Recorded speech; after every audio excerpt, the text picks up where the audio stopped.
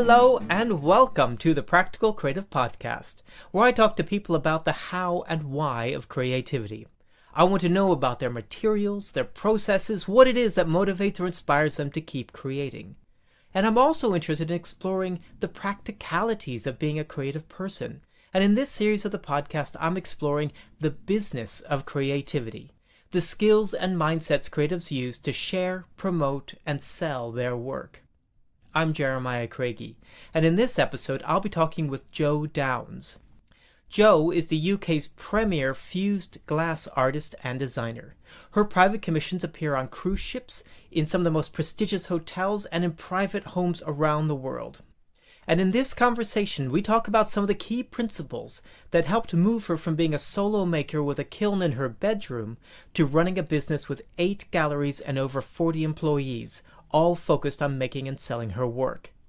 And when I say Jo has 8 galleries, I don't mean 8 galleries that sell work of hers and other artists. I'm talking about 8 galleries that sell just Jo Downes handmade glass, floor to ceiling, wall to wall. It is only her work. Other topics that we cover include some of the key decisions Jo made that placed her work directly in front of important buyers that then led to prestigious commissions. We talk about the potential dangers of taking on commissions and how Jo has managed to narrowly avoid disaster. But we also balance this with the potential huge benefits of taking on commissions. And Jo talks about a project that she's currently working on. We also talk about what it's like to turn over control and having to trust other people to execute your designs. And we also talk about Jo's constant drive to experiment and say yes, and how these have both been instrumental in getting her to where she is today. I found this to be a fantastically inspiring conversation, and I hope that you do too. I've just got to let you know, there might be one interruption in, I don't know when. Someone's apparently bringing me flowers. That's really nice, isn't it? Oh, lovely. Well, that'll be a nice surprise. Okay, so what we'll do then is start with just ask you to introduce yourself, tell us who you are and what you do. Okay, so I am Jo Downes. I've been working with fused glass and kiln form glass for many years. It's probably well over 25 years now.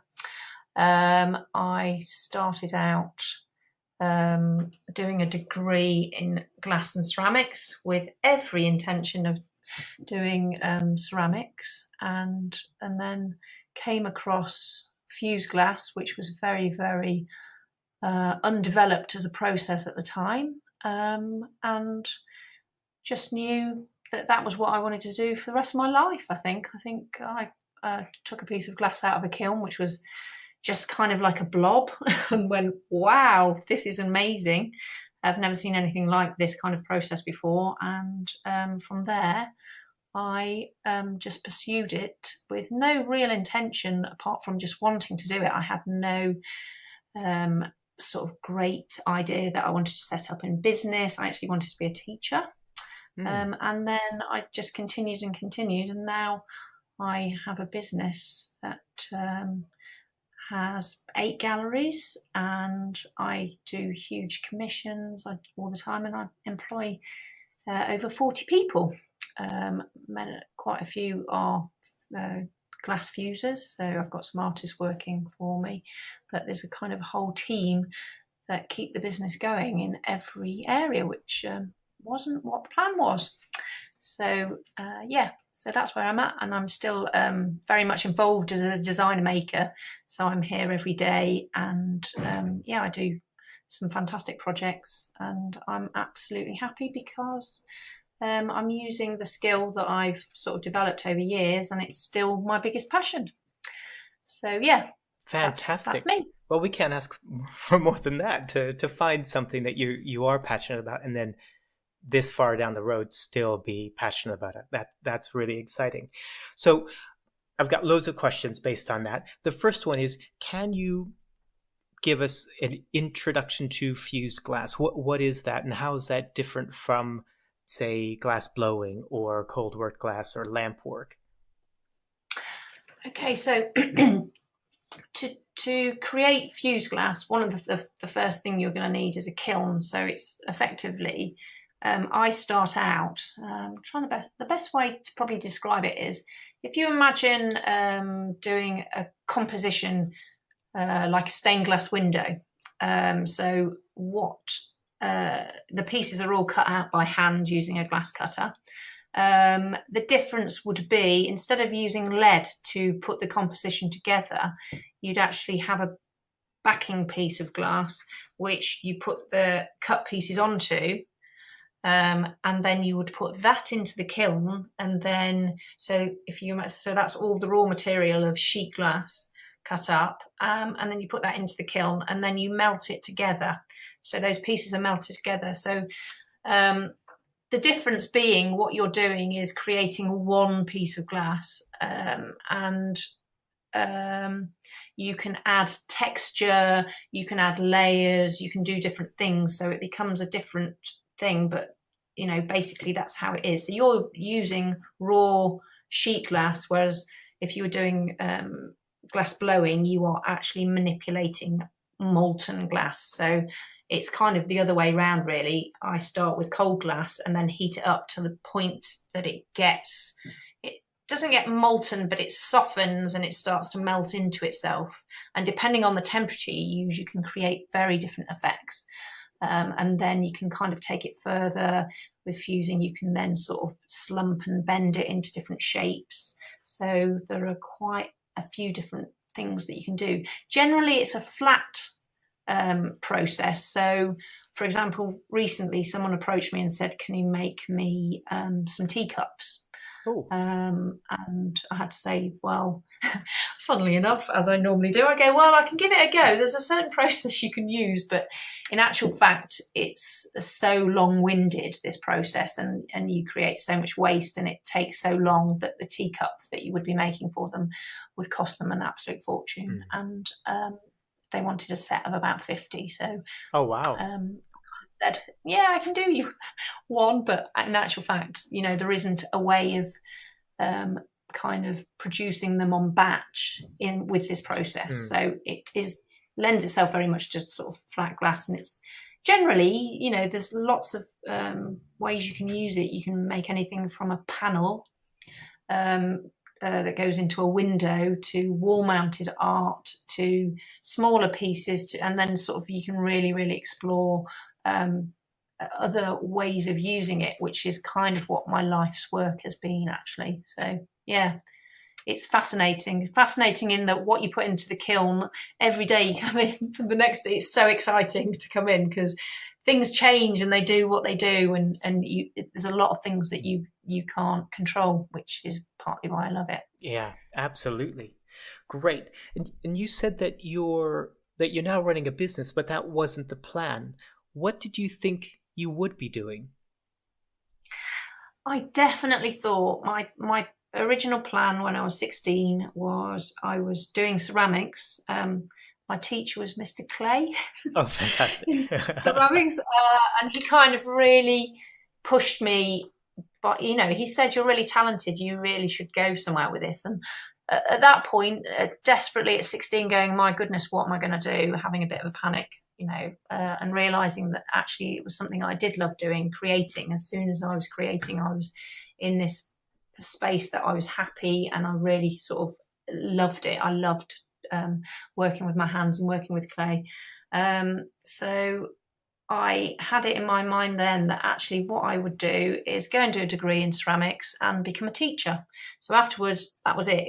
I was always going to be a teacher. And so that was the direction that I was headed in. And I had this quite fixed plan then. But then when I did my foundation course, and one of my tutors there sort of suggested that I had this kind of side to me that was so colourful, and everything I did was really textured, all of the different disciplines that we tried out. He said, "Have you ever thought about doing glass?" Because he said, "I can see glass in what you do." So I did find a course that did ceramics and glass, going, it's fine, you can have a little go at the glass and then go and do the ceramics, and that'll be fine. and I actually, like I said, I put this glass into a kiln. No one really knew, they weren't teaching it. It was just someone said, a visiting lecturer said, you can put glass in a kiln. And I put this glass in a kiln and came out with this blob. And that was it. So for me, from that point on, I realised that I was going to need to earn money. And probably one of the ways, or the only real way that I imagined that I could do that, because I had it in my head, like people do who are in the creative industry, you can't make, the voice in your head, you can't make money being an artist. That's not possible. So what you could do is become a teacher or have a little craft business where you can go to shows and sort of sell work. And I kind of had this idea that I'd have like a little garage in the back where I have like a little kiln, and I'd go and teach to make money and etc. So that was the plan. So what happened? What went wrong? What went well? I think so. I finished when I finished college and really was thrown out into the world, going, "Oh my goodness, I've got all of these debts." I went traveling for a few months. I came back. I suddenly had these debts. I went and worked in a factory to pay the debts off. I was trying to work out whether I should go and do an MA. All of these things, and feeling quite overwhelmed. I then continued, because I had bought this little kiln. So this is how it all really started for me. When I had this blob out of the kiln when I was in my first year at uni, I realised that the only way I was going to learn this process, because there was nobody teaching it and it required you having kiln space, and there wasn't any at the college, I went and worked night shifts in a crisp factory for the summer holiday, got enough money together to buy a little top-loading kiln that I had in my bedroom. So at uni, in your everyone bedroom. else was in your bedroom. Yeah, and I just went, right, well, where are you going to put this? It's going to have to go in your bedroom. So I had this little kiln in my bedroom, and that is how I learnt my process, because I just put glass in, I experimented, I put tea bags in, I put anything possible in, and learned the process about. And so for me, everything I know comes from complete and utter self-experimentation. So kind of working it out and going, well, it says on the bottle you can't do this, so let's give it a go anyway and see what we learn. And from that, it might not have had the result that I wanted, but I learned something else which took me on a tangent of the journey, which took me on another tangent, and then you start to understand that process. So that is what I did. So I had this little kiln. And after uni, I still had the little kiln, and it was then in my parents' garage. And I think as well, I was totally obsessed. I really was. I was so fascinated by the whole process, and I just knew that it was what I wanted to do. And everything I did, I then saw something else in it, and I pick it up and go, right, what if I do it this way? And anyway, I had it in my head that I'd really like to do some bigger pieces. And the only way that you were going to be able to do that really was by having a bigger kiln. So you're with fused glass, you're limited to the size of the base of your kiln. And no one, it's not like a ceramic kiln, it's about the bed of the kiln and the size of that. So I had it in my head that I wanted to do some bigger pieces. I wanted to sort of go down that route. And so I don't know why I got this in my head. Anyway, I made these little samples of fused glass, and I got the directory of interior designers and architects, looked up all the projects that they worked on, and said, right, okay, these people work on boats. Everything that I do is kind of quite boaty and stuff like that. So, it's kind of influenced by the sea and sort of wavy lines and textures and bubbles. So I kind of got hold of a few of them and said, hi, could I come and see you? I've got some samples that I'd like to show you of some glass I'm working on. So I went along and I'd leave these samples with them. And then before I knew it, I'd been contacted by an architect who was working on a cruise liner and said, could you do these panels for this project on this cruise liner? Wow. And I said, yeah, of course I can do that. I didn't know how I was going to do it, but I said, yeah, of course, sure, there's no reason why you can't do that. You just limited to the size of the kiln. So I kind of found myself saying yes with all this excitement, and then working out how I was going to achieve what had been asked. And so that kind of really was the starting point, because having said yes, they really wanted me to go ahead and do it. So I then had to find a kiln somewhere that was big enough to achieve it. So that got me kind of phoning people around, and I came across this guy. He's amazingly produces glass screen printing. He's still around now, and at the time he was in London, David Proto. And I contacted him and said, can you lend me your kilns? Because I think you've got a kiln big enough. And although he didn't do the fusing process and didn't really know anything about it, he agreed for me to go and work in his factory and produce these pieces for this cruise liner. So that all happened. And then after that, these samples seemed to get around a bit. And before I knew it, I was contacted by someone who wanted me to do the entrance for the Munich Park Hilton. So I had to do these really big panels that had to be then laminated onto toughened glass, because you can't toughen fused glass. Oh.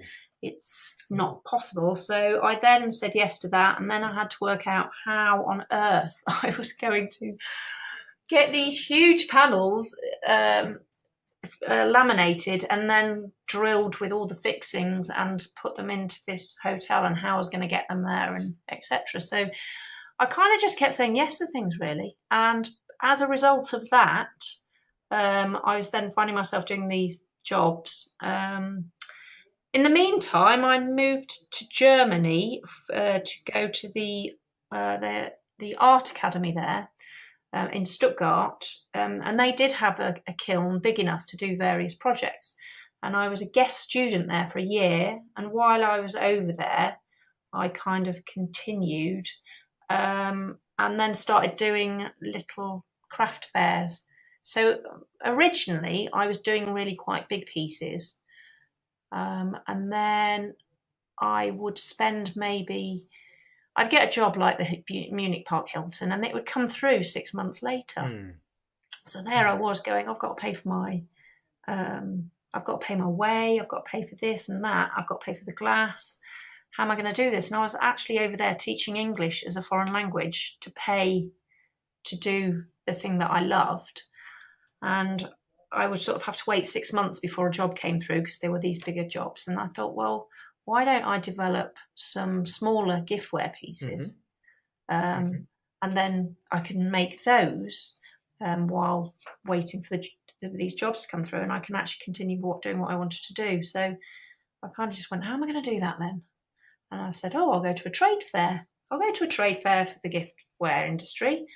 Had a look at one, and it was the Birmingham Spring Fair. That's the biggest one in Europe. Let's go there. Ended up as a tiny little craftsperson in a huge hall with these huge names in the china and glass industry, Wedgwood and whatever. And I was there with this tiny stand, never done it before. But I was clearly doing something that had never been seen before. And so I became instantly, I had mainly, it was like museums. So the Matisse exhibition was on, and they wanted me to produce some work because my work reflected some work in Matisse's paintings and the British Transport Museum. And there were so many Kew Gardens and all of these museums, and everyone was completely fascinated and never seen it before. And so there I was suddenly they were going, right, we'll have 12 of those. And I hadn't worked that bit through at the time. I'd kind of just gone, right, okay, let's go for it. And that instantly kind of moved me forwards to be able to give up the English and actually carry on doing what I was doing. So the kind of giftware range was the way for me at the time to be able to continue what I was doing, pay my way, buy the glass, and then continue with these larger projects as well. So that was really... that was quite a long answer, actually. No, that was great. That's because there's loads in there. And what's really interesting while I'm listening to you you first started with samples, but you went to architects, and then when you wanted to create a line of smaller pieces, you went straight to a trade fair.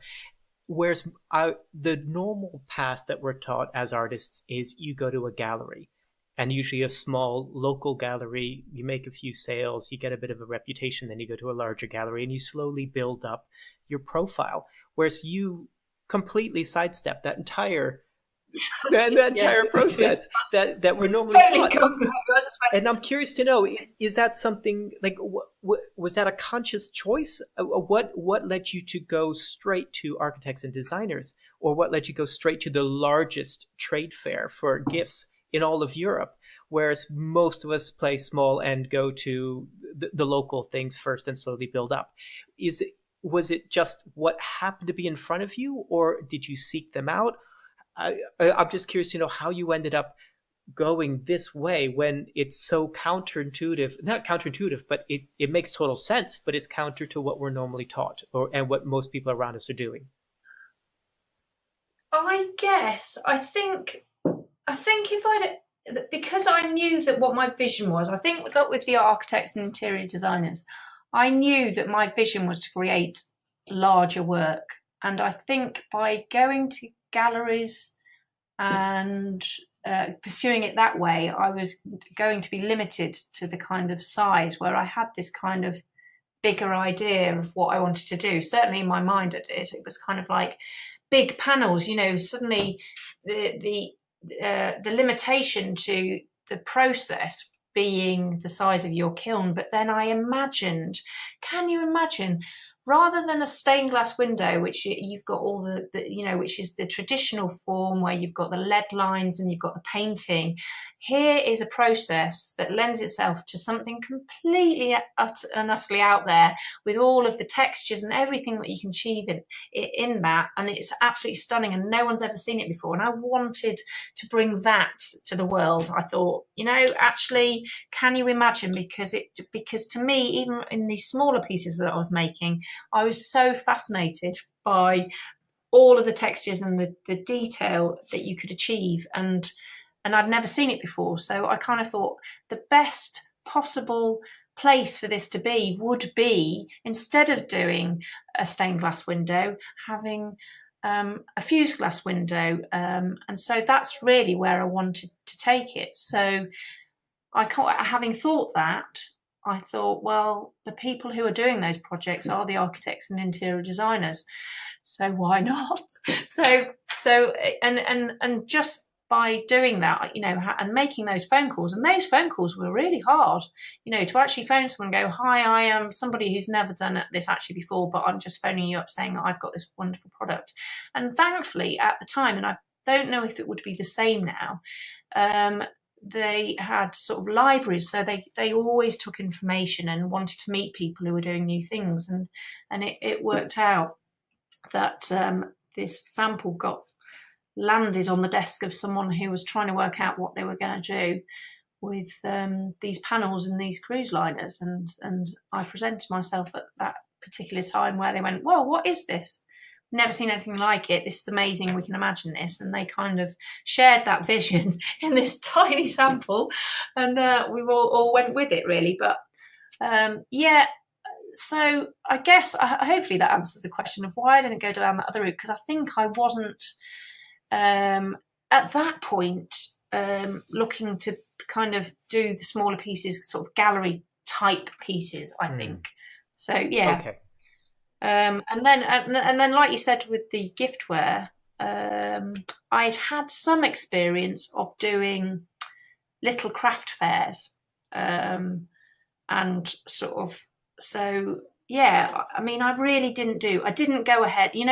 Actually what someone would advise you now would be to go, okay, think about where your market is. So who are you trying to market towards?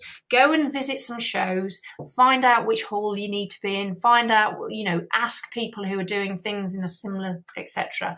Now, and those pieces of advice are really important. And in actual fact, I learned the hard way, because I was totally in the wrong hall in that first show, and the next show I did with them, I was in the design-led gifts hall, but actually it helped me on that first occasion, because I had such a new product, so it was so different. That I was found. I don't know how I was found, but I was found, amongst these massive 60-meter stands, and there was mine, 4 by 2 meters or something, 4 by 1 meter or something like that. So, I think I did go about it in just whatever haphazard way that I did at the time, and because I had this idea, yeah, let's do that. I kind of try things. I think that's one of the things. I am not limited by not giving something a go. Like I said earlier, I think I mentioned it, when something is on the bottle and it says this is the way this should be used, this is what we do. You can't use it for this. And I'm like, well, why not? And I don't want, and if someone said because this might or this does happen, I actually want to see that happen. Oh, right, So yes. I have to do it. Go, okay, you were right. But actually, in doing that, I learned something else. So I kind of physically have to see it for myself, because you may be able to find a way to counter that. And so there are many things that I do within my work now, that the product that I'm using is completely being used completely other than what is on the bottle. Fantastic. Yeah, well, I think that's it, is that you see the creative potential in something, whereas people who are writing instructions on the bottle have one very clear purpose in mind, and anything that doesn't meet that purpose isn't useful or is wrong. So it's applying it in a different context, or seeing the potential in other contexts. That's fantastic. I'm really curious about this going big that you've done, in terms of the kind of people that you've managed to attract to commission your work, and also going to these bigger conventions and targeting people like architects and interior designers. You're saying it was partly that you're making these big pieces and that no one had seen them before, but I'm wondering how much was it about the things that you had created and wanting people to see that, and getting confidence from what you saw, versus being confident in yourself and saying, I have something that I want to share and I want to get out to these people. And does that question make sense? Yeah, I think so. Yeah. So because it could be that you took confidence in the fact that no one's seen this before, so that's enough for you to sort of take the step and be brave about putting it out there. Where some people are more focused on, you know what, I'm so confident in myself as an artist and my own creativity that that the world has to see what I make, regardless of what it is. And I'm curious to know where you fall on that. Yeah, it was definitely more to do with having that first piece of glass that I ever made, and this reaction that I had to it. I just went, wow, and I really had never seen anything like it. And so to bring that, and to bring what could be, and the potential of what that could be, into to other people, was what I think that was really the kind of drive. And I think I don't even think it was really about me and my work in that sense, in that I'm really confident about what I've achieved here. It was more that I wanted to be put into given an opportunity where I could then take what I was potential in what I was doing further. So there's a small piece of glass, and at the moment I can afford to make you a small piece of glass. But if you commission me and you've got this bigger piece of glass I can make, let me show you what is possible, because there were so many fascinating things that you could do, and the colours and the vibrancy and the textures and everything. And wouldn't that be a wonderful thing? And yeah, so I think that was really the drive, and to be able to, know that I was at a point where I had a lot of expertise, and I just needed a platform to realise it. I think, and to pursue it, and to be able to do it as my life's work, really, to be able to, rather than go, actually, I'm going to have to give this up now and go and teach. I wanted to be able to just put myself in a situation where so I mean, I must say it was quite daunting, because when I was given a project, I did have to go, are you capable of Yeah. this? You've kind of said yes to this, and in principle, this is all possible. In principle, there is, if you look at the science of glass, if you look at,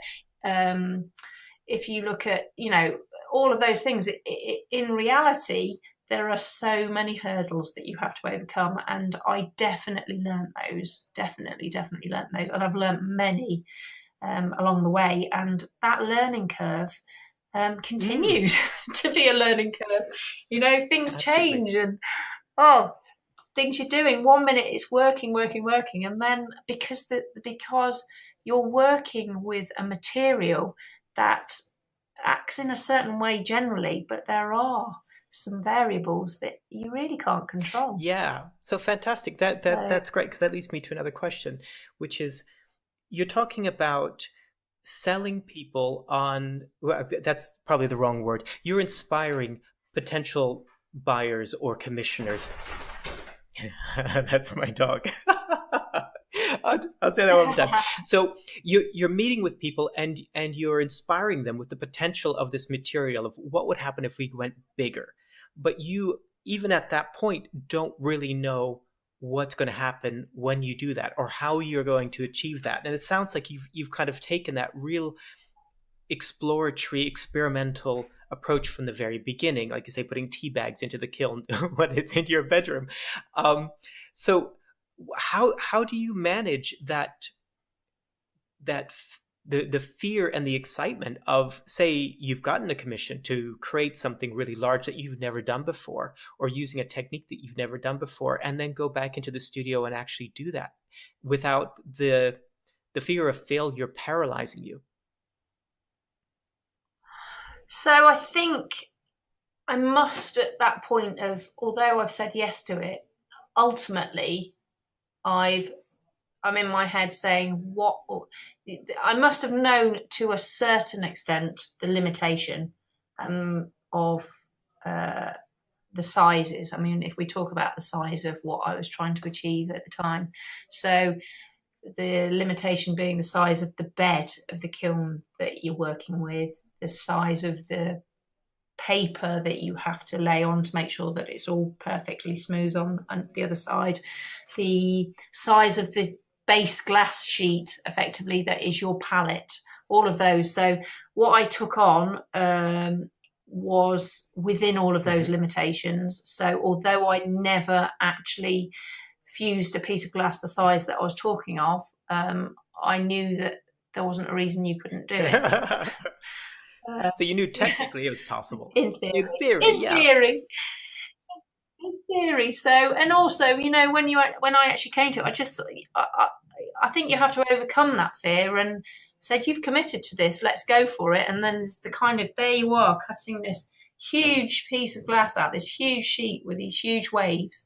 And when you actually get into that practical process and start it, and that's the thing for me, is as soon as I kind of started the practicalities, then it was all very clear that that fear was just in my head, because I was really quite confident of what I could achieve in terms of my skills with cutting and sort of cutting these big pieces out. There were other issues of, I've made this big bit of glass and now I can't actually lift it into the kiln because it's too bloody heavy, or things like that. So yeah, and then kind of just going through that, and within that, I mean, I think remember the first piece of glass I made. In the end, this large piece, there was a crack in it because I'd been given the wrong information by the kiln builder. He'd actually programmed my controller wrong, and so it hadn't gone up to temperature as slowly as it should have. But ultimately, it worked, and everything with it was absolutely fine, and I could check whether it had any stress in it, and I could do all of the things that needed to happen, and it was successful because ultimately the science was there. All of those things fit together. Yes, there's this massive fear that what if there's this unknown thing that could happen, which on that first attempt did. And, that was a painful day. That was because it was 3 days of solid work. and all of this expensive glass, and there's a crack because somebody's given you some misinformation on your kiln. But hey, it's history now. But within that as well, I kind of went, oh, I know that this is possible. But you kind of build up to that, though. I think I didn't go from a 10 centimeter piece of glass to a 2 meter square piece of glass without having sort of bits in the middle that I started to understand. But yeah, in terms of that process, I definitely was clearly confident in my in what I was trying to achieve. And yes, there's this, what if it doesn't work out how I want it to, or all of those things. But in actual fact, when you actually get stuck in, and when I got stuck in, I then was really quite confident of being able to achieve it. So I think somewhere when I was saying yes to things, I probably already had a confidence about it. But that confidence wasn't necessarily it wasn't fully in an experience because I hadn't gone up to that size. It was just kind of like, actually, if you apply this and this and this scientifically, you could go that far.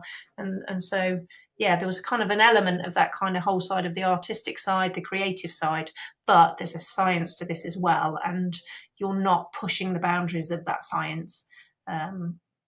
Ultimately that should work. So, yeah. That's great. That's actually very inspiring. Can I just stop for a second? The flowers have arrived. Yes, great. Standing outside. I won't be a minute. Congratulations. Oh, that's so lovely. Thank you, Anna. You're very welcome. Oh, bye, my lovely. See you soon. Hello, I'm back. Great, fantastic. How are the flowers? Beautiful, very lovely. Lovely. Is there a special occasion? I just announced I've got engaged, actually. Oh, congratulations! To my son and his girlfriend. So she was like, "Oh my god, that's so exciting!" So yeah. Oh, how lovely! Congratulations, that's great. Thank you. Well, that's a perfect perfect segue to the question of maintaining a work-life balance. Oh my goodness, there's a question, isn't it? Yeah, you've like you mentioned at the beginning, you've got 8 galleries. You employ more than 40 people. There's a host of questions that come with that. Like, how do you manage your time? And that might in itself is probably too broad, but like, how do you find time to balance the business side with the creative side? For example, how much time do you get to actually spend in the studio just creating work? So that is a good question, because I'm at a point where I get an awful lot more time to do the creative stuff. In that, when I initially started the business, it was me. And as anyone will be aware who starts a craft business, you become the marketer, you become the front of the business. If you employ someone, you become a manager, and there are so many other facets to deal with: your books, your finance, all of those things. And those things and those activities take you away from being able to be creative. And so if you start to sort of look at how much time you're spending doing your creative stuff, it becomes less and less. And so originally everything was quite tough to manage, really. And I'm not saying it isn't tough now, it's just that I'm so well experienced at it, and I've made sure I've got the expertise in all the relevant places so that I can do the thing that I'm the strongest at. So my strength is in being creative and coming up with new ideas and working on commissions. And I have a team now who I've got someone doing the finance, someone doing the marketing, someone doing the graphics, someone people managing, massive. And I've got gallery managers, etc. And so my involvement with that side in the last year has changed. Before that, Now that's a totally different conversation. So, in the whole process of growing the business, I was managing. I mean, it was bonkers. To be honest, I think the one thing that I would say, I was really thinking about all the questions you might ask me, and so that kind of made me think and look back on the history and back on how I got here and all of those things. I think one of the things that was most important was my absolute and utter passion and dedication for what I do. My love of this process has brought me through everything, and that whole side of it, the whole business side of it, has been at times traumatic. I can honestly say that it has not been the easiest process at all. And I'm sure there are other ways that people could do these things that were maybe not as, yes, I can do this. Yes, I can do that. Yes, I'll give that one a go. Yes, I was always someone who was going to explore every opportunity and kind of go with it and go with the flow here. And so my plan at the beginning was never, this is the goal that I'm aiming for. I want to have a business with 8 galleries and 40 people. Far, far from it. That was never a vision. It's just something that has happened through the whole journey and the process of this conversation we're having now, really. But so when I go back to the person, Joe, the individual artist, designer, maker, who kind of then went around when I've got a really good idea, let's go and to some architects and do this, and let's go and do that.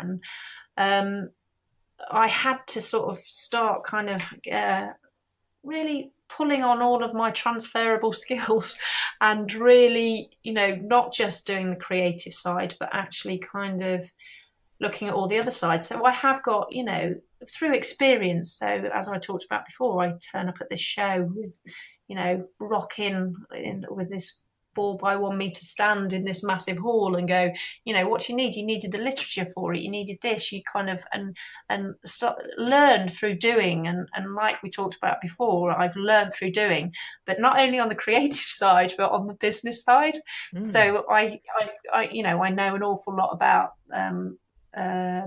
marketing, although I've got all the ideas, but I can't implement it because it's definitely not me. You need to have expertise in that, and I am well aware of my weaknesses. I know that I've got lots of good ideas and lots of thoughts and a lot of experience within my business. I know it inside out. I know how it grew. I know the products that work. I know kind of all of these things. They all change as well. So you've kind of got to be able to adapt with it and not get stuck in that this is the way things are, because they change. They really do. And something, in terms of the business, you have to be able to adapt with those things. So going back to this kind of time management, originally, it was pretty, that's why I mentioned the sort of passion and the love, because what I actually had to put myself through, and actually my family really, was just constant work, and there'll be times where we all got together, but it was because there was a craft fair on at the other up the road. My mum would look after my babies, and my dad would help me set the stand up, or my parents would go and do the show, or and so people, and that was our social time really, because we all kind of enjoyed it. Because we were together, but it wasn't a holiday, and it was kind of, but we all kind of enjoyed the kind of, as the business grew, the that we were all part of what was going on and had a role that we could play to make it work. So I had a hugely supportive network and family who were willing to engage in that. Now, if they had gone, actually, we're off and we're not interested, that would have been more of a struggle for me, really, because that support was critical. So, my dad started doing the finances, and that sort of made that difference, because I have to sit around doing bookkeeping and, working all that stuff out. He was sort of really, really got involved. And so I could carry on with the creative side. And obviously when we went to shows, I had help then. And then obviously I started to employ people. So you kind of you get to that point where you're going, well, I need to employ someone to help me, but at the same time, when you employ someone, you're then taking on another. I don't want to call it a burden, because the person I'm thinking of, it's a responsibility. A responsibility, yeah, and I take on my responsibilities really. I really take them to heart, and so that kind of being responsible for somebody else's welfare and somebody else's life. Is you're moving into a different arena, and so but then things grew really quickly, and so I really did have to then take on more people. Then I had to move into a bigger unit. I had to explore getting more kilns and growing the facility. That was all very daunting, because that really was a commitment, and I remember being absolutely terrified about buying this really big kiln that I bought, because it has a gantry, it has 3-phase electric, it's 4 meters by 1.50 meters, so it's this massive thing. And it's like you're going out of your garage here. You're not in your dad's. You can't put this in anyone's garage. This is, you're moving this into something else. You've got 3-phase electric now. You've got to rent a unit. You have taken on a big responsibility, and this is serious now. This isn't just playing in the garage and being able to maintain it, and if it's not working out, actually I'll go and teach and I can still play around in my garage anymore. You've actually got this sort of, you've moved it on, and there's kind of no going back. So I remember those kind of things. But again, back to time management. So I think those first, I would say, probably 10 years at least, where things always go wrong.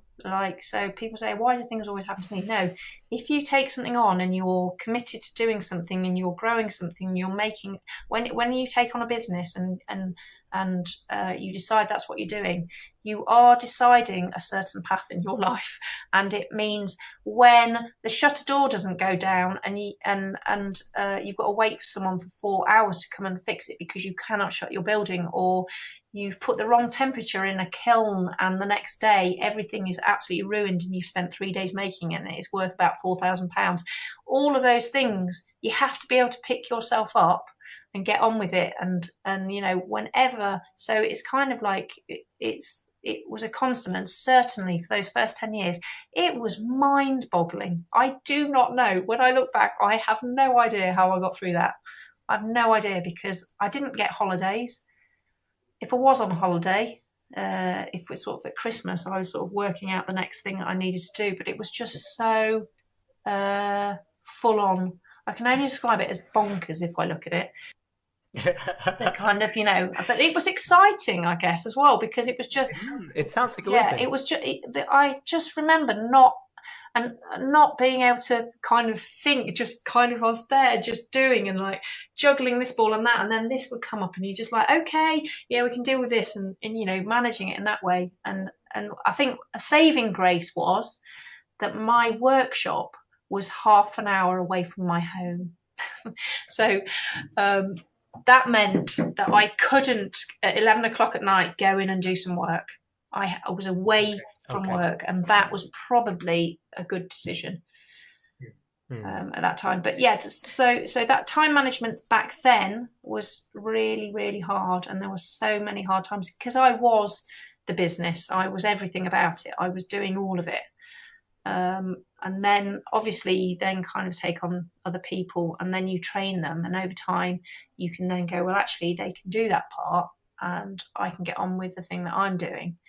But there is this process of growth as well, which meant that there was quite a rapid growth at one point as well too, which then kind of became a headache in itself. And there was a time when I seemed to be making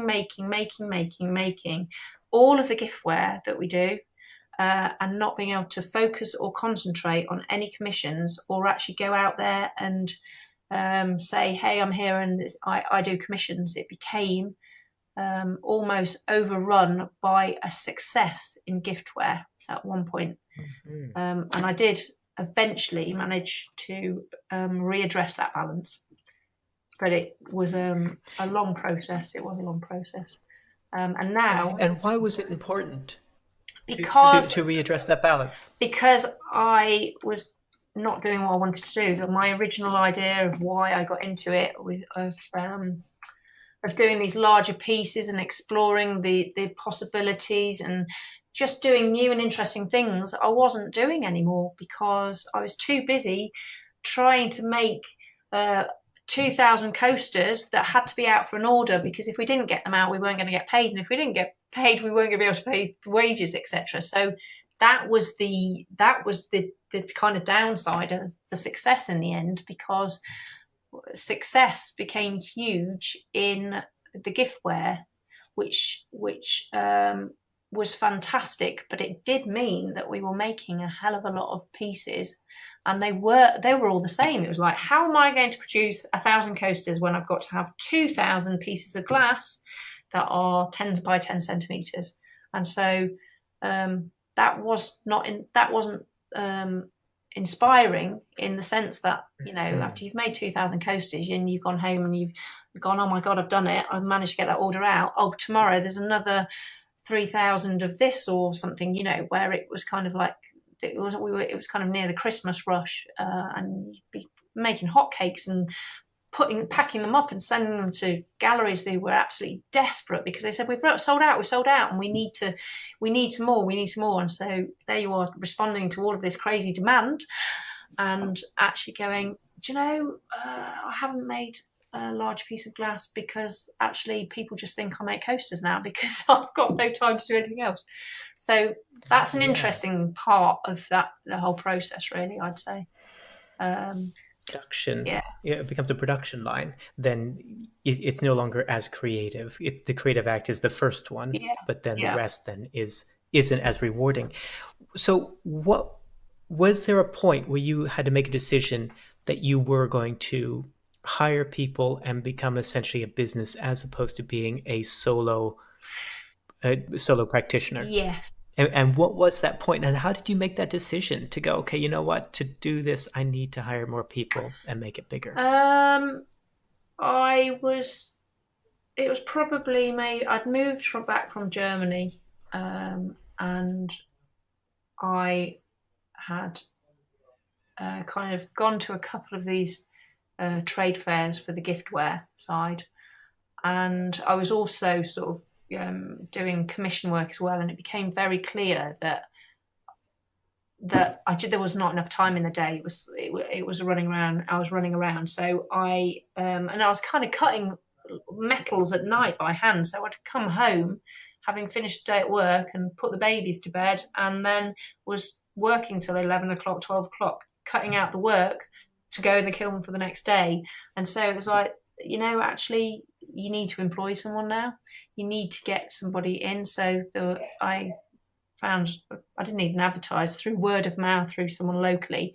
There was someone looking for work who was quite creative, and she came in, and I just said, oh, do you want to help me get on with it? Or then I got a friend who was sort of looking for something to do for 6 months before going travelling, and she'd come and help. And then I think it was the point at which I think I probably had 3 or 4 employees for a while, with all the giftware, and we had a nice little team going. Then I had a couple more, so we then had people who were packing, and so it was clear that there was it got to a point where it was absolutely no way that one person could produce this work. Because there was just too much. There wasn't enough time in the day. I'd had to buy another kiln, but there's no way. I knew exactly how many pieces I could load in a kiln myself, and that was like, well, there's a kiln over there, but I can't load that as well. It's just not going to happen. So it was really clear. It's clear when you have to make that decision, but that's because I'd gone to these trade fairs, but I hadn't kind of foreseen how well things could go, and they really did start to go really well. And by the sort of after the first year of maybe doing 3 or 4 trade fairs, I suddenly then got interest from some bigger companies who were going, right, well, we're going to take 20 of those. And then, in fact, a real turning point was when I was approached by Molton Brown. So I don't know if you know Molton Brown, the I do. brand.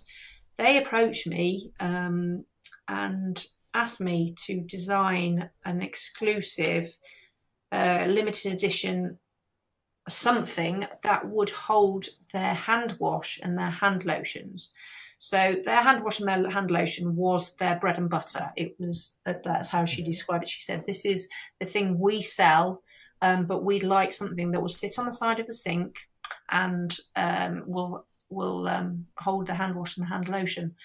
So I came up with an arc design which worked with all of their different fragrances. So there were 5 different colours in total, but originally there was just 2.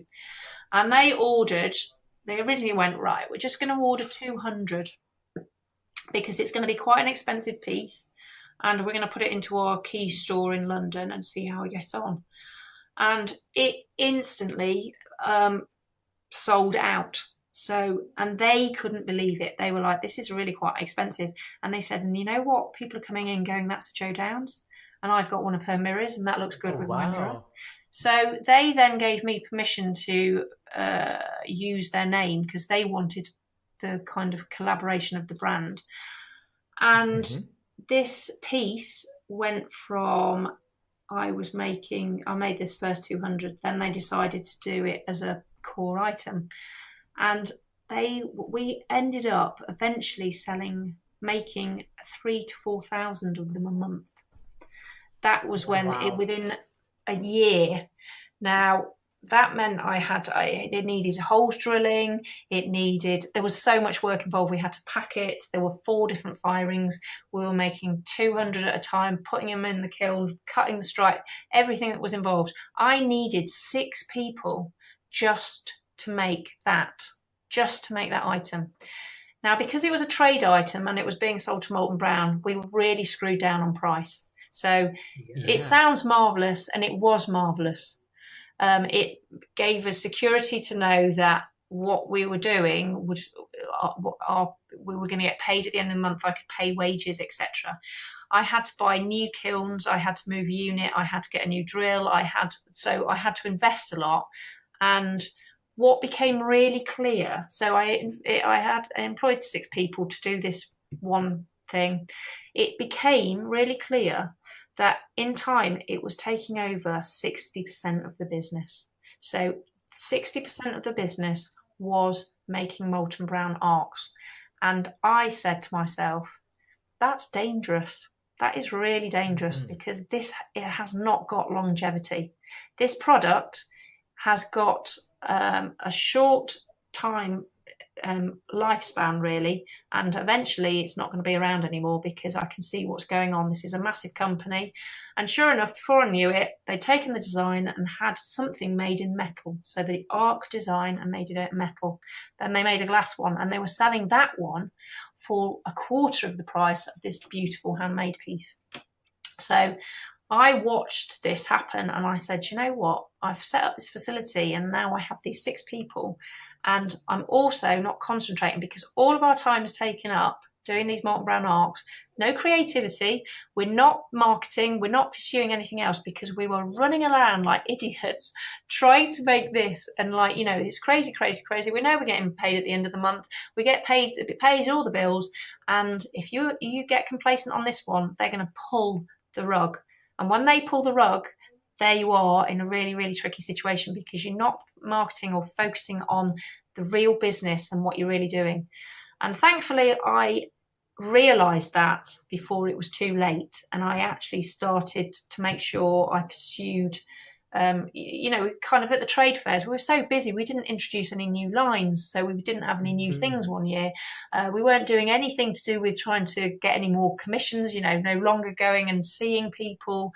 And so it was quite a tricky time, really. But I managed to sort of work on new designs. And by the time that I did the next trade fair and I brought out I kind of reinvented what we were doing and doing nice, beautiful new things and things that drew people in, going, oh wow, I've never seen this before, this is new, and then really got the energy up, because that kind of worked. And at that time, sure enough, the rug got pulled out of the contract with Molten Brown, but it all worked together. But thankfully, it wasn't too late, and I actually realised, because I was so fed up with going, I really need to put this piece of glass in this kiln. Oh, you can't, because we've got the Molten Brown order to go out. And I'd got to this point where I couldn't actually put my own beautiful pieces of glass in, because this contract was there. And I thought, yeah, now we've entered something that we don't want to be in, and this is a real learning curve in itself. So as brilliant as it was at the time, and as great for brand awareness, it's a wonderful thing to be able to say it was a lovely, lovely design.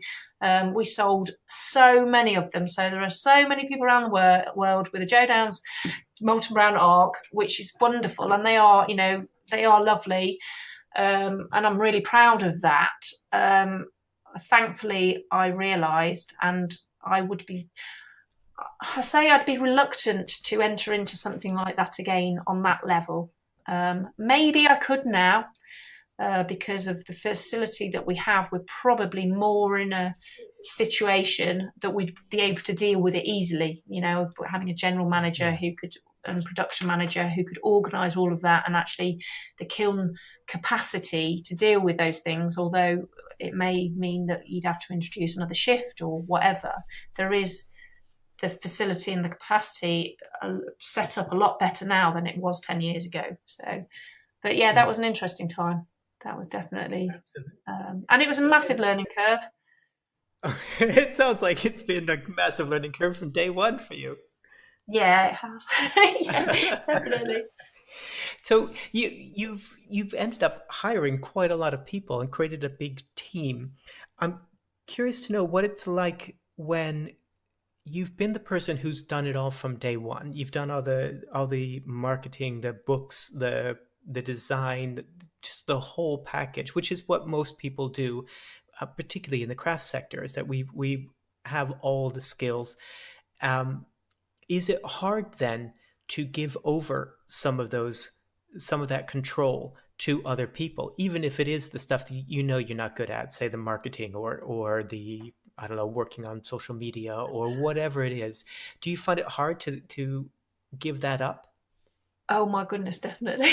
Didn't realise I was such a control freak until I tried. Yes, it's very difficult. And at first, so when it was very small and it was me, and then I had a small team, so let's say up to 9 people, and they're in my remit and I am around them all the time. They engage, they learn, they understand how I do things, how things work. They all kind of embrace that and work with that. That is manageable. So when you're in that kind of team, it's all there and it's manageable, and you're able to manage it. As soon as you start going slightly bigger, or you've got a gallery that's, I know that Cornwall, so the first gallery was in Padstow. I then had to employ someone there, and they're no longer there for you to engage with and inspire about what's important to you about your work and the gallery, and how you want the gallery to look, and how you want them to talk to people, and etc. That becomes quite difficult, but you kind of have to go. You have to let people do it their way and have the confidence in the choice of person that you have there, and so all of those things as best you can. So, I mean, that's one example, so that then they're not located where you are, so you're not there being able to kind of keep control of it. And then the other thing is, when it kind of gets bigger still, and you actually have to be able to let go and go, I can't get involved with making that over there, because I have to be making something over here, and I've got to rely on the fact that I have taught you as to the best that I can, and you've understood what's important, what is a pass, what isn't, what I expect, etc. And so that part is quite difficult, because you then have your initial team who you've taught, and they're absolutely brilliant. But then you've got bigger still, and then you've had to take more people on, and your initial team are then teaching somebody else, and things get diluted.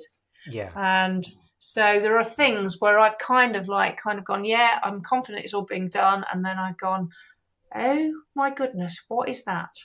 And I kind of have to rush in there going, right, okay, I just want you to know that this is morphed into, this was the starting point, then someone did something a little bit like this, and then the next time someone did it, they copied that one, and before you know it, it's turned into something that you didn't design, and you have to draw it back. So I became really aware that you can't just let it go, and you have to be on top of it, and you have to go in, and you have to check, and you have to give feedback, and you don't want to criticize, and you don't, all of these things. So that in itself is quite a difficult thing to manage. And so that letting go. So then you start to have a standard, and then you go, how am I going to make sure that it's going to fit within this standard that is acceptable to me? Mm-hmm. And so you kind of then, start to do things like going, this is the little Bible for this product. And you write the process out. They're going, oh my God, what are we doing? You can see if it looks good or not, but no, you have to start explaining things and not making assumptions. I think one of the things I would probably say that has been a theme throughout my career is I've assumed that everybody thinks like me. And I've really understood over the last 25 years that, my goodness, I might be slightly bonkers actually, because they don't. And people think in so many multifaceted ways, and that's quite difficult to grasp when you start to learn that with people that you employ, that you go, I don't know how you don't get that. Like it to yourself. I kind of wouldn't voice it in that way to somebody else. No. I go, and they're literally looking, going, I don't understand how that happened. How can you put in a heart into the centre of a coaster, except it's not central at all? It's like an inch over in one direction and not central, and that not be something that you're looking for while you're loading it into a kiln. So there you're going, there's 100 coasters in the kiln, and they're all seconds because the heart's not straight.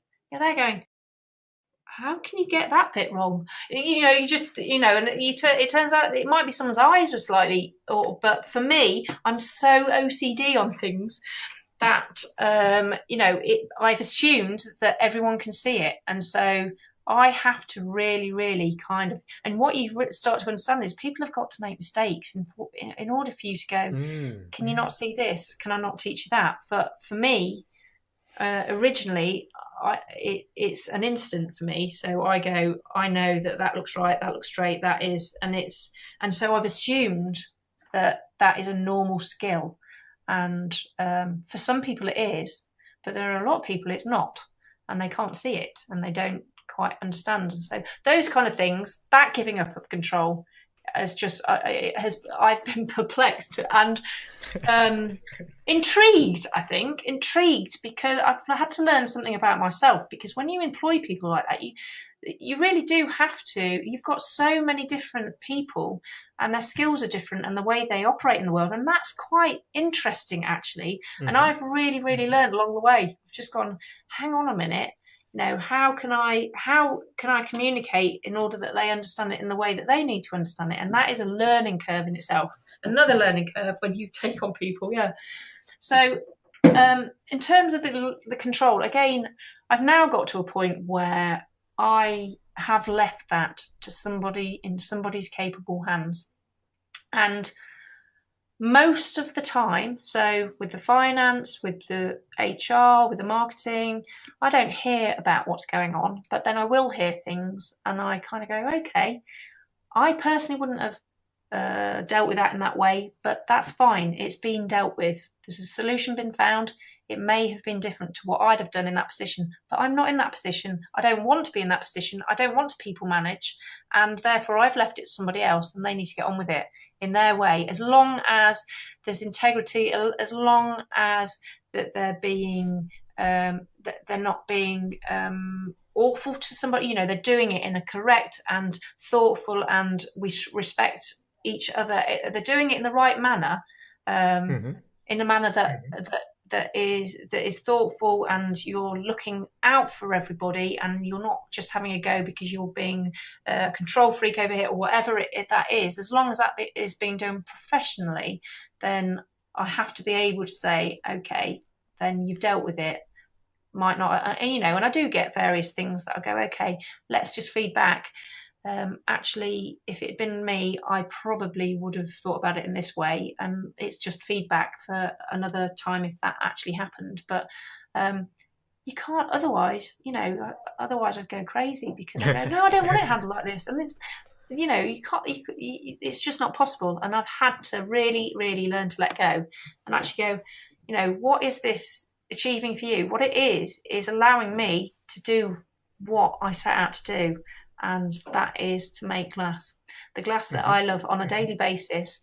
And I am there kind of really in this little bubble of Jo Downs, the designer maker, in her own little unit, as I imagined at the beginning. And on the sort of outside there is this whole company that is hugely part of me, but I don't have to get involved in all of the running day to day. Yes, I do the design work. Yes, I make sure I can see all my employees and go, it's kind of like a big family, and I go and engage and various things, but ultimately I have this space, and that has happened in the last year. So it's taken 10 years to get to that point? Yeah, it's taken a lot. It's taken 25 years. Oh, 25? Oh my goodness. Yeah. But, not to say within that there's been other times, but this, where I'm at the moment, is really important for me, because I've finally got to the point where I can actually go, and I can give myself permission to go, it's okay for you to be here doing your creative stuff, and it's okay because it is being dealt with. What needs to be dealt with is being dealt with, and I don't need to get involved. And I'll be asked to get involved if I need to be. There are occasions I have to sit in meetings and I'm there doodling. I've got the next design going on a piece of paper. I'm not even aware of it. But just because I have to be present, and it is important. I haven't disappeared in that I'm not interested. I'm totally interested, but I'm also confident in the people who I've taken on, that they're doing what they need to be doing, which is great, which is where you want to be, definitely where you want to be. I mean, they're wonderful. I've got a great team. It sounds like you've really found a fantastic balance now. So I do have one more quick question regarding that, which is, you're talking about a degree of quality control, of having to look and to make sure that the work that is being produced meets your standard, is something that you would want, that you had designed and that you would create. But does that limit your ability to experiment and create other work? Because once you create a brand, for lack of a better word, because people now know Jo Downs handmade glass, and they know what to expect. It's very bright, it's very colorful, it's very beautiful work. A lot of it is what a lot of people will have met it from the sort of giftware range, the things, the smaller pieces that people can have in their own homes. What if you wanted to make something that was dark, that was ugly, that was just went in a completely different direction? Do you feel in any way inhibited by the work that's gone before and the expectation of people of Jo Downs glass?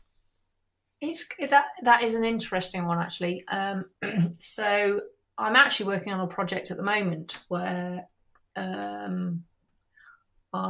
have been over to Abu Dhabi. So there's a guy who commissioned me to do various things based on what I'd already done. So he saw a leaf installation of some swirling leaves, and he said, I want one of those. He then saw another leaf installation, which was another set of leaves doing a completely different thing with different leaves, and he said, I want a set of those. And I want one of and these are all on visuals. I want one of those, but I want a larger one, which was one of the quintics. So it was 3 beautiful, iconic Jo Downs pieces that had been commissioned before, and they were for him, so it was all quite different. He chose some colours. He said what he had a feeling for, so that all worked. He went. We sent it out and sent the team out to fit them. Quite a quite a big project. It was lovely, but very comfortable because, yeah, I can make that. I've made it before. You give me the size, I get on with it, and it's all lovely. I'm doing something, and I'm in my space, and I'm happily making it. So he then wants me to go out to Abu Dhabi because now he's had these pieces. He now has some other ideas of what he wants, and that's where it became quite interesting because I turned up and he said, right, this is called the Pearl Hotel. It's a brand new, massive hotel. It's beautiful.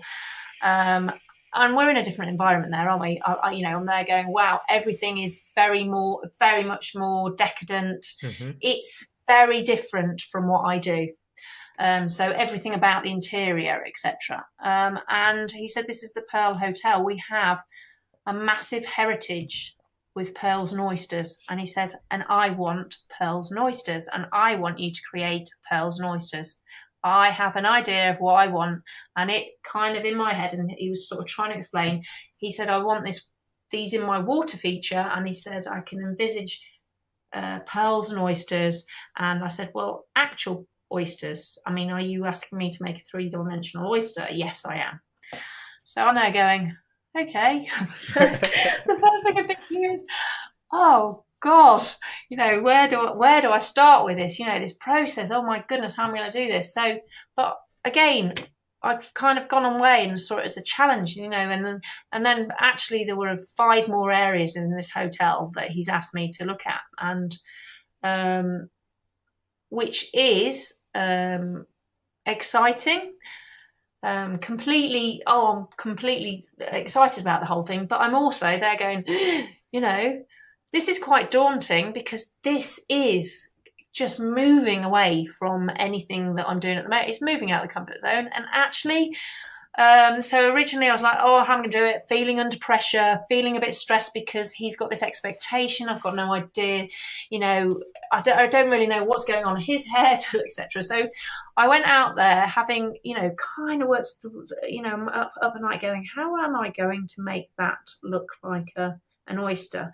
How am I going to make that mold? How am I going to do this? And then just getting into it, doing what I do, which I love doing, is going, right, well, that's the shape. So then how can I make that? And then completely getting stuck in and completely getting totally and utterly consumed and consumed in the most wonderful way. Like, I can't do anything else. Actually, you need me to come to a meeting. I'm really busy because I've got to get this done because I've got to get it out of my head. And, the first one I actually attempted, and I kind of made this mold thinking because for me, it is all practical. So I can sketch to my heart's content, but to actually show you what's in my head and how I have to make it. So I just got into trying to make this oyster, and he wants oranges and all these bright colours and everything. And I'm going, okay, how? And it just got me going really. And so I've made this oyster, and I just went, wow. And people just came along and went, wow, that is amazing. And it looks like nothing I've ever made before. If he hadn't have commissioned me, I wouldn't have even thought about it. But because I've been put in that place, then all of those creative juices come alive and going, how am I going to do it? How am I going to do this? Kind of not, I can't do this. It was, I had the feeling was, what if I can't do it? But actually, it's how am I going to do this and what would look great? So I did take them, and he just looked and he went, yes. He said, yes, you've got it. They're beautiful. He said, however, you're doing, because I'd bought an oyster, and he wanted these huge oysters. He didn't want the little baby ones. He wanted them to be sort of larger than life with these huge pearls because it was going in this elaborate setting.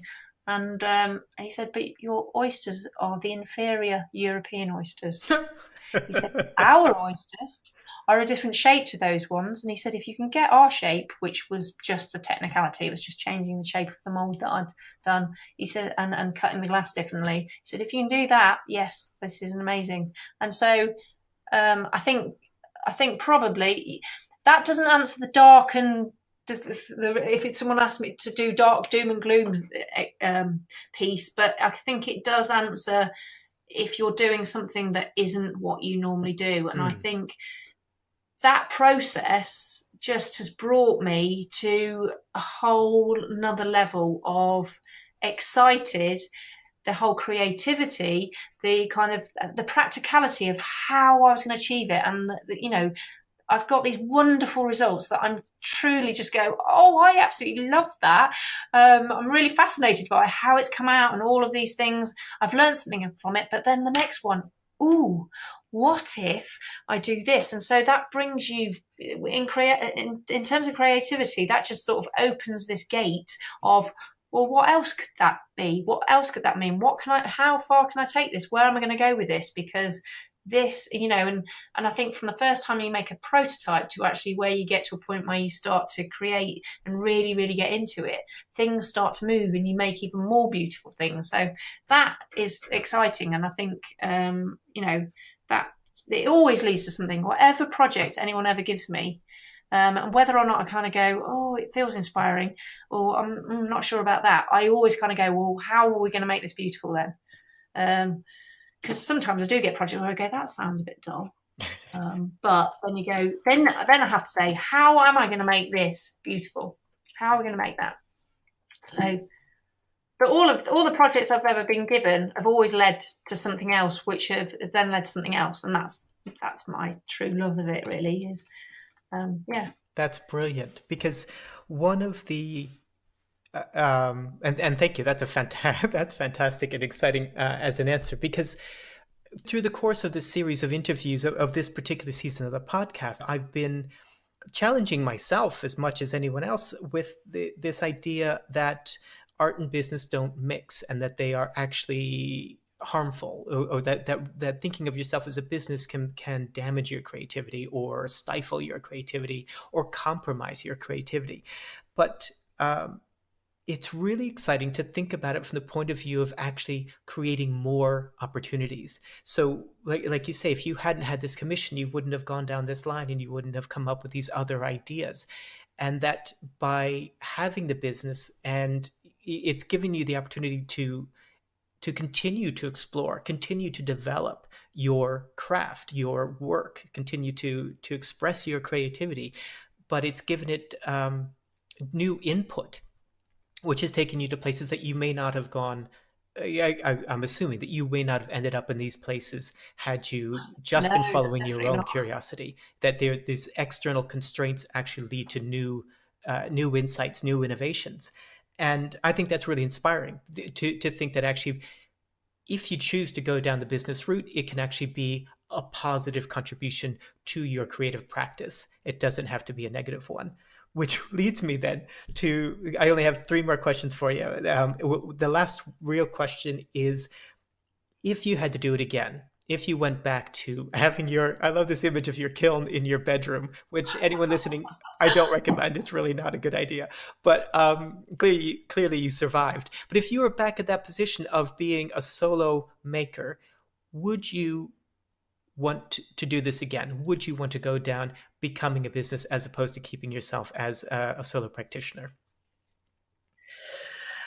Do you know, it's a difficult one to answer, because the reality is, wouldn't you like the best of both worlds? The reality for having, so the exposure I have received from building the business in the way that I have has meant my exposure has led to me to be part of so many exciting projects that I possibly wouldn't have been able to realise, because I wouldn't have had the facility in which to do it and to which to explore and develop. So it's kind of the whole that whole conversation. It would, in an ideal world, wouldn't it have been lovely if Jo Downs had been able to get herself the facility I have now, which isn't the big one which is where all the giftware happens, but the one I have now with my own kilns, which are the right size for all the projects that I'm doing now. I've got drills, I've got saws, I've got all of that equipment. I'm an island unto myself there, and I get all of these opportunities to do all of these wonderful things and explore the avenues that I would love to do. The reality is, in order to have got to that point as that individual practitioner would have been a difficult journey, and I don't know how easy that would have been. I think you talked about it before, that I could have gone to galleries starting as a starting point when I was that designer craft maker, and gone and pursued that route. I'm not so sure that I could have developed the facility I have now, because it's very expensive, and being able to be in the position where I can come in and go, oh, let's explore this, or someone's asked me to do oysters.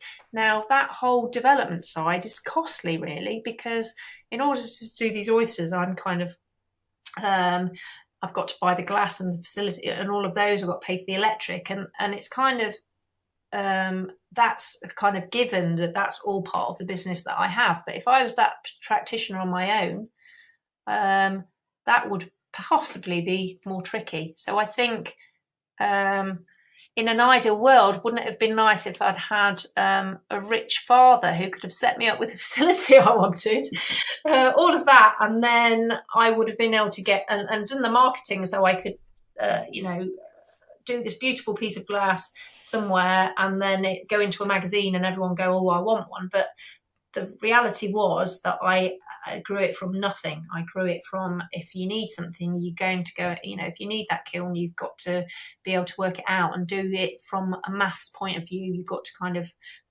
work it out in that way. So I think partly the success that I have achieved through the route that I have taken is because of the exposure I receive, having done it the way I've done it, and having the kind of built up this brand.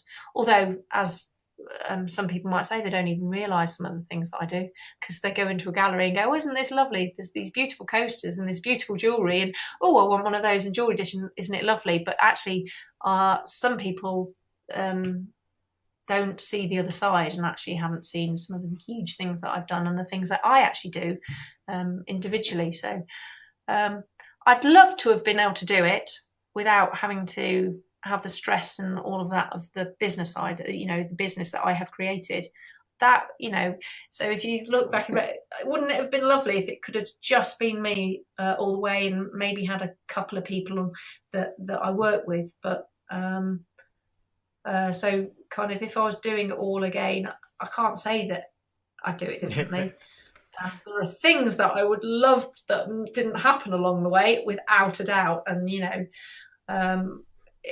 my biggest thing is that I say this is the biggest thing. I kind of used to look and go, it's not fair that I was carrying I worked until the day when I was pregnant, the day that I dropped, and I came in the day after and carried on working because I had to, because I didn't have a choice. And I kind of go, I wish I'd had a few weeks off because it was always exhausting. But again, I look back now and go, no, that isn't really true, is it? Because that was just what it was. And yeah, so so I didn't have any paid maternity or anything, and my kids just had to sort of go with the fact that they were going to come in on my back while I was making glass or stuff like that. So I really couldn't say whether I'd have got to the point that I am now without having done it the way I did. Well, it sounds like, as you say, it's been a learning curve constantly, and new learning curves along the way. But that means that you've learned and amassed such a huge amount of experience and skills, and probably, I would imagine that you have incredible problem-solving skills on a host of levels, from staffing, financial, marketing, creating new products, just the whole package, which means that anything that comes at you now, you're going to be in a very good position to deal with or to manage, because of that accumulated experience, which you wouldn't have had if it had been given to you on a plate. Like you say, every artist would like to have a wealthy benefactor to just give them the perfect studio and a marketing budget. But wouldn't it have been wonderful? That was great. Absolutely. But maybe no, it wouldn't have suited me. I needed to work it out the hard way. I think I needed it the hard way. Yeah, I think I don't want to. Okay, I'm kind of creating a really cheesy metaphor here or image, but I think as creatives, we do need a little bit of grit to rub against in order to create those pearls that we to reference your oysters. To create that Yeah, work, we need something that irritates us, that rubs us, that we have to push against in order to keep creating.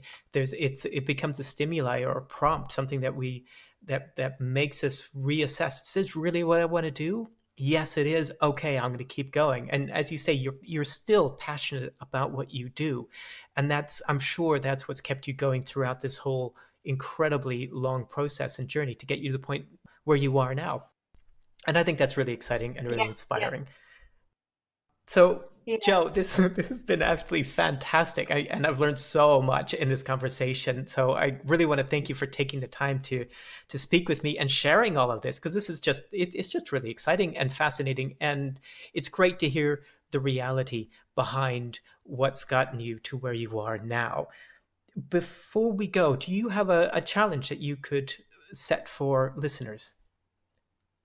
I think probably the thing that probably makers are able to make and make and make. If they're anything like me, they're brimming with ideas, and the making part is the bit that they're comfortable with and are getting a huge amount out of. So I think the challenge would be more to do with getting out there. So because that's the hard part. I think even I found that the hard part. That was the confronting part. That's the how am I going to be received? What if this doesn't? There's all sorts of things associated with that for somebody who's working in the craft and design world, art world. So I think the challenge that I would give to somebody is to perhaps, in a sense, what I did was that initial part where I went, right, how am I going to get this out there?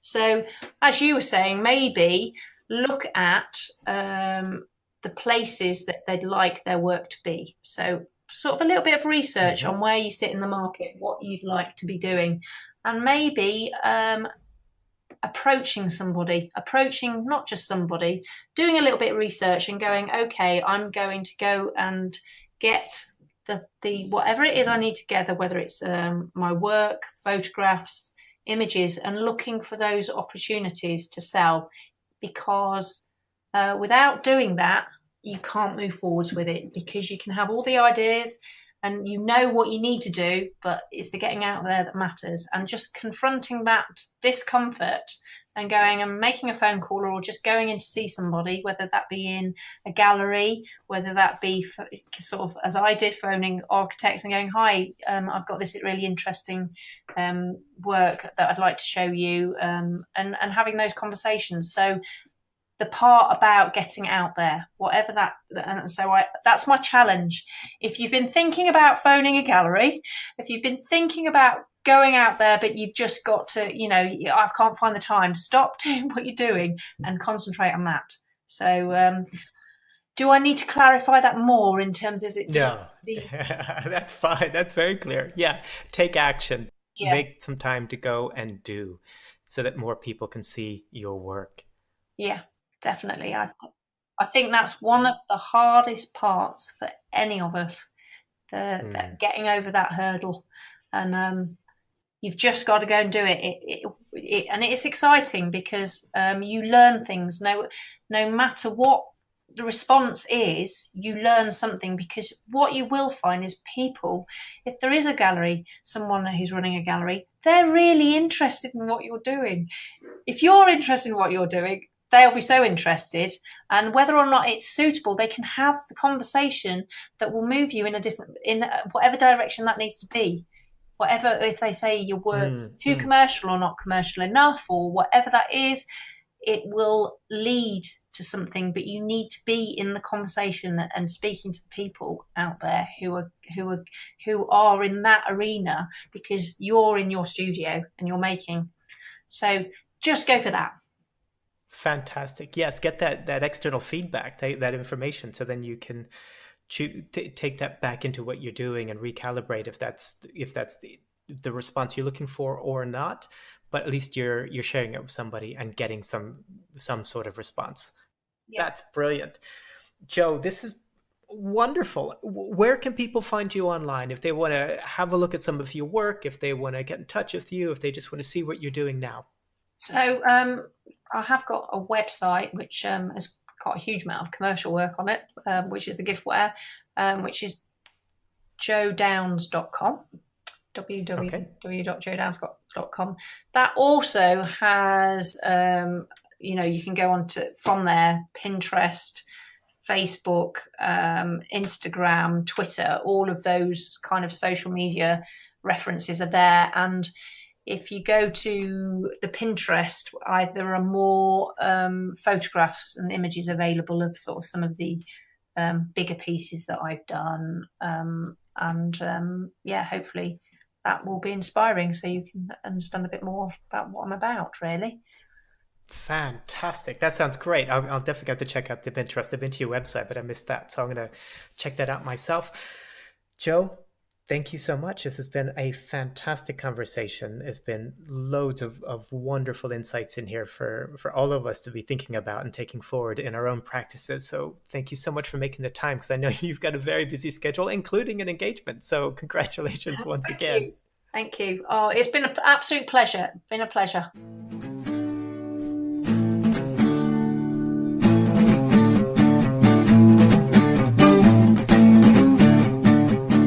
There! Thanks for taking the time to listen to this episode of The Practical Creative. If you'd like to learn more about Jo and her work, you can visit the Practical Creative website at thepracticalcreative.life, where you'll find more about her work and links to all her material. And if you'd like to have a go at Jo's challenge of getting out there, you can find a written version on the Creative Challenges page. Just head on over to the website and check it out.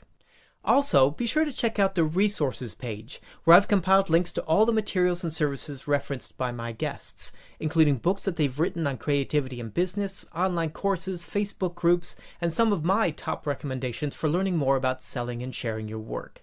If you've enjoyed this episode of the Practical Creative Podcast, it would be great if you would subscribe to the show, share it with a friend, and even leave a review on iTunes.